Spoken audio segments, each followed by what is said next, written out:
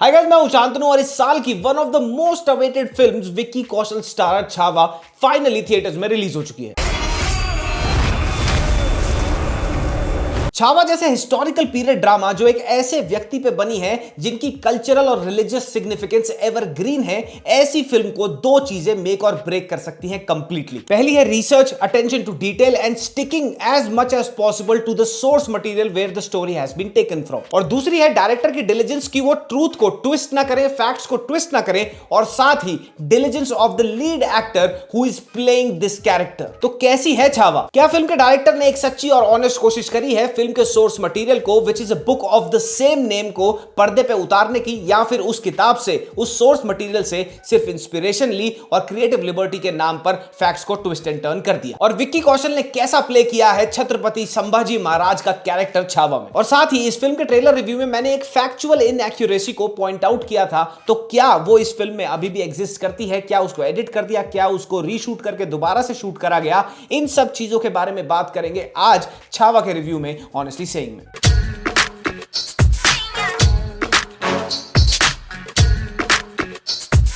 So first things first, although मैंने इसके बारे में डिटेल में ट्रेलर रिव्यू में बात करी थी, लेकिन अभी भी जिनको नहीं पता इन दो चीजों के बारे में, उनके लिए मैं ये दोहरा देता हूं। पहली चीज, फिल्म का नाम है छावा। छावा का मतलब होता है शेर का बच्चा, यानी कि लायंस कब। छत्रपति शिवाजी महाराज को शेर बोला जाता था और उनके सुपुत्र थे Chhatrapati Sambhaji Maharaj, hence the name of the film Chhaava. और दूसरी चीज ये कि ये फिल्म अडेप्टेशन है एक नॉवल की ऑफ द सेम नेम, जो लिखी थी एक बहुत ही पॉपुलर और highly acclaimed Marathi novelist Shivaji Sawant ji ने। तो फिल्म की कहानी शुरू होती है from the period of January 1681 और आपको यह दिखाया जाएगा कि मुगल एम्परर औरंगजेब बहुत खुश है क्योंकि उनको अभी अभी पता चली है ये बात कि छत्रपति शिवाजी महाराज वीर गति को प्राप्त हो चुके हैं। अब तक छत्रपति शिवाजी महाराज एक दीवार की तरह खड़े हुए थे और एक बहुत ही कड़ी टक्कर दे रहे थे, खाली औरंगजेब को ही नहीं बल्कि पूरी की पूरी मुगलई सल्तनत को, जिन्होंने राज करना चाहा, कब्जा करना चाहा दक्खन एम्पायर पे ऑफ द मराठास। दक्खन का मतलब है the Deccan empire of the Marathas पर। अब जल्दी मराठों की जमीन पर भी मुगलों का राज होगा।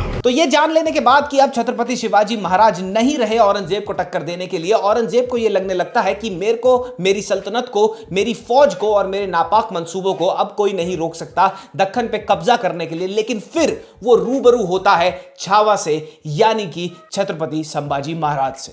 शेर नहीं रहा, लेकिन छावा अभी भी जंगल में घूम रहा है। बुरहानपुर, जो उस टाइम पे मुगलों की सबसे ज्यादा प्रेशियस सिटी थी, वहां पे छावा अटैक करते हैं, छत्रपति संभाजी महाराज अटैक करते हैं, और वो वाले शॉट्स जब आप देखेंगे ना, लिटरल गूज़बम्स आ जाएंगे आपको। एब्सोल्यूट एनाइलेशन, गोर, ब्लड एवरीवेयर, इतना रॉ शॉट लिया गया है, इतनी जबरदस्त सिनेमेटोग्राफी है, द ब्लडशेड लुक्स एपिक।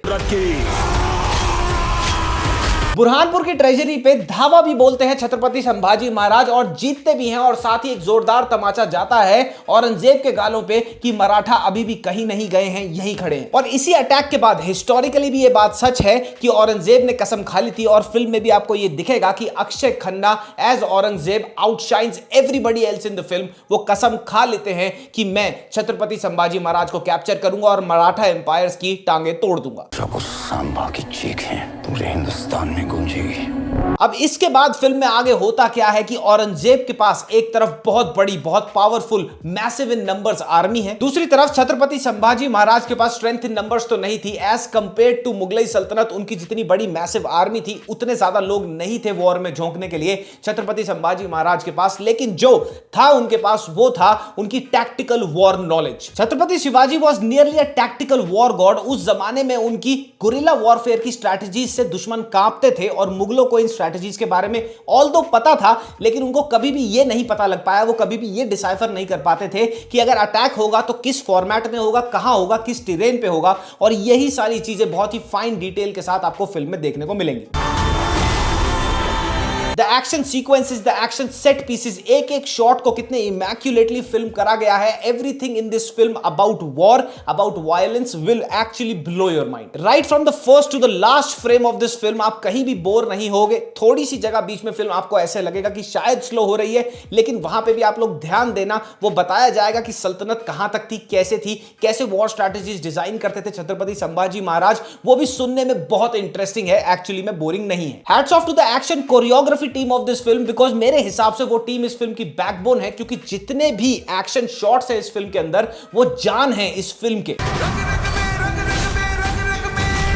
और बहुत ही इंटेलिजेंटली और इमैक्युलेटली कोरियोग्राफ करे गए हैं सारे के सारे एक्शन शॉट्स। मतलब तलवार से कैसे लड़ना है, भालों को कैसे यूज करना है, अपने आर्मर्स को कैसे यूज करना है, हेलमेट्स कैसे पहने जाएंगे, अगर आप घोड़े पे हैं तो आप कैसे लड़ रहे होंगे, अगर आप किले के अंदर हैं या किले के बाहर किले की दीवारों को डिफेंड कर रहे हैं तो चीजें कैसी होंगी, बहुत ही बढ़िया डिटेल पे ध्यान दिया गया है। खाली जबरदस्ती का एक्शन ही नहीं पेला जा रहा है, ब्रेन विद ब्रॉन्ज है। अगर इंटेंस कॉम्बैट है तो उस इंटेंस कॉम्बैट के पीछे छत्रपति संभाजी महाराज की इंटेंस स्ट्रैटेजी है, टैक्टिकल प्लानिंग दिखाई गई है। लास्ट के 30 मिनट्स में संभाजी महाराज के ऊपर जो ब्रूटैलिटी करी जाती है, लेकिन फिर भी वो अपने राष्ट्र के लिए, हिंदुत्व के लिए खड़े रहते हैं, और उनके ऊपर जो ब्रूटैलिटी करी जाती है ना, वो सीन देख के आपको रोना तो आएगा ही, वो सीन आप बहुत जल्दी भूल नहीं पाएंगे। तब ये तेरी मुगल सल्तनत भी मर जाएगी। The sets, the costumes, the jewelry, the weapons, जो भी आप देखेंगे ना लीड कास्ट या स्टार कास्ट के एनवायरनमेंट में फिल्म में, that makes up for the entire shot on the screen, looks very organic, looks like कि इन्होंने दिमाग लड़ाया है, अच्छी चीजों को सोर्स किया है, रन ऑफ द मिल भगा भगा के काम नहीं करा है। दक्खन का सिवा मराठों का छत्रपति इस दुनिया से रुखसत हो चुका है। कहानी में आपको इंटरनल पॉलिटिक्स का भी एक एंगल देखने को मिलेगा कि कैसे छत्रपति संभाजी महाराज को गिराने के लिए, उनकी गद्दी को छीनने के लिए उनके ही राज में कुछ लोग उनके अगेंस्ट काम कर रहे थे, वो उनसे कैसे डील करते हैं, और साथ ही कैसे मराठाओं में आपस में ही फूट भी पड़ी हुई थी, इस चीज पे भी टच अपॉन किया गया है। ट्रेलर रिव्यू में मैंने एक फैक्चुअल इनएक्यूरेसी को पॉइंट आउट किया था, जहां पे जो डायलॉग विकी कौशल बोलते हुए सुनाई देते हैं, वहां पे हिंदवी स्वराज शब्द को हटा दिया गया था, चेंज कर दिया गया था। ये देखने के बाद मेरे को बहुत हद तक डाउट था कि कहीं ये हिंदवी स्वराज शब्द को कंप्लीटली ओमिट ही ना कर दे फिल्म में से। हिंदवी स्वराज एक बहुत ही इंटेग्रल रिलीजियस अपहोल्डिंग का पार्ट था मराठा किंग्स का उस टाइम पर, और इस शब्द का होना बहुत जरूरी था इस फिल्म में। और ये शब्द उस डायलॉग में तो नहीं दोबारा से ऐड करा गया है, वो जैसा आपने ट्रेलर में सुना था वैसा ही सुनाई देगा, लेकिन ओवरऑल फिल्म में हिंदवी स्वराज आपको मल्टीपल जगहों पे मेंशन दिखेगा। इनफैक्ट छत्रपति शिवाजी महाराज भी बोलते हुए इन अ वॉइस ओवर आपको वो सुनाई देंगे। मुगलों ने हिंदुओं पे जो अत्याचार करे थे, जो क्रूरल्टी करी थी, जो ब्रूटैलिटी करी थी, उसको इतनी अच्छी तरह से दिखाया गया है, इतने रॉ इमोशन के साथ दिखाया गया है that not only will you feel uncomfortable, but बहुत सारे क्रूरल्टी वाले शॉट्स में you will and up closing your eyes.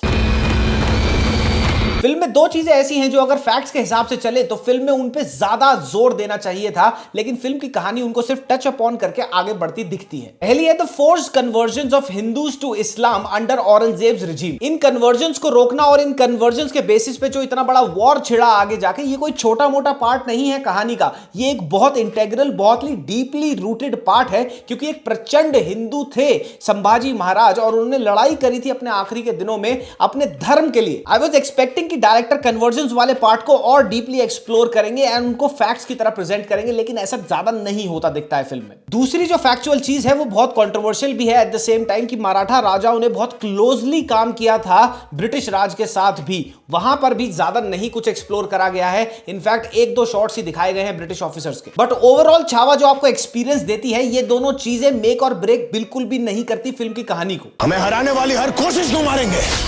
Vicky Kaushal की हैंड्स डाउन आज तक की एक करियर बेस्ट परफॉर्मेंस है। Fire of a warrior and the heartbreak of a leader जबरदस्त तरीके से पोर्ट्रे किया है। एक तरफ प्यार है, एक तरफ अपने लोगों के लिए, अपनी प्रजा के लिए ड्यूटी निभानी है, एक तरफ रिलेंटलेस वॉर चल रहा है इतनी बड़ी सल्तनत के साथ। Every moment of rage, sorrow and triumph बहुत ही जबरदस्त तरीके से इमोट करा है throughout the run time of the film Vicky ने।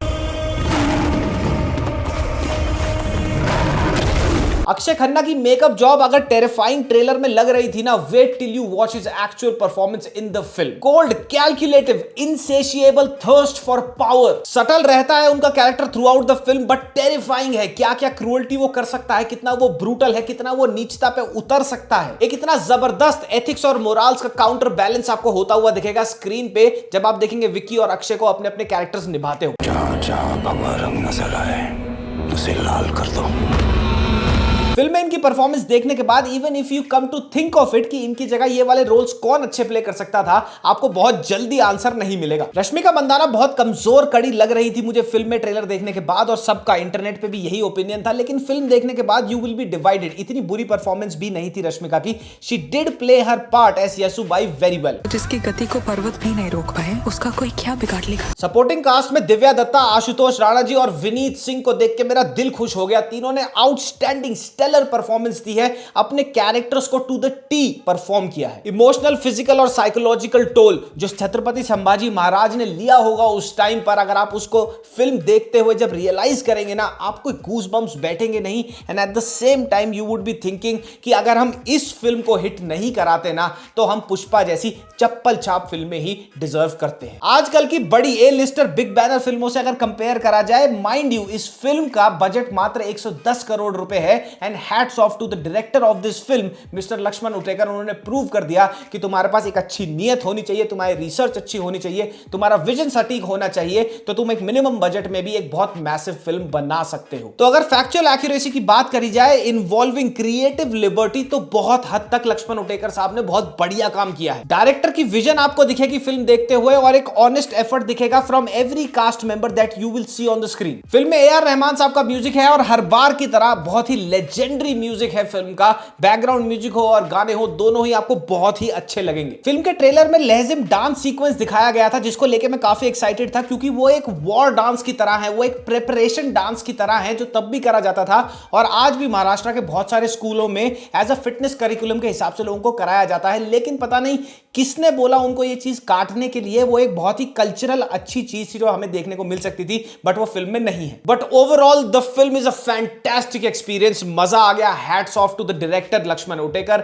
Hats off to the producers Maddock and Dinesh Vijan. They have done it once again. Stree 2 के बाद ये सबसे बड़ा ओपनर हो सकता है मैडक के लिए। And to be very honest guys, brutally honest, अगर ये फिल्म 400 से 500 करोड़ रुपए नहीं करवाती ना, हम सब पे शर्म है। अगर इनिशियल वीक में ये फिल्म अच्छे नंबर्स, अनबीटेबल नंबर्स नहीं करती ना यार, we have failed as an audience. तो जाओ थिएटर जाके देखो, out and out theatre experience है। ओटीटी तक का वेट मत करना, क्योंकि ये स्पेक्टेकल आपको बड़े ही स्क्रीन पे देखने को मिलेगा। वॉर सीक्वेंसेस जैसे मैंने कहा था फैंटास्टिक है, बड़े स्क्रीन पे ही इसको देख के मजा आएगा। आई होप कि ऐसी फिल्में और बने। आई होप छावा के थ्रू छत्रपति संभाजी महाराज की कहानी पहुंचे आज के यूथ तक। और साथ ही आप लोगों ने कम्युनिटी पोस्ट पे मेरे को बोला था कि लेटेंट पे अपना ओपिनियन दो। अभी तक मैंने इस पूरे के पूरे केस को बहुत क्लोजली ऑब्जर्व किया है, मल्टीपल एंगल से। उसी के बेसिस पर कल मैं एक ओपिनियन पीस ड्रॉप कर रहा हूं। वो बहुत ही ब्रूटल होगा, बहुत ही अनअबैशड होगा, और सारे वीडियोग्राफिक और स्क्रीनशॉट्स के साथ, प्रूफ्स के साथ मैं आपको दिखाऊंगा किसकी क्या हिपोक्रेसी रही है और कैसे रही है।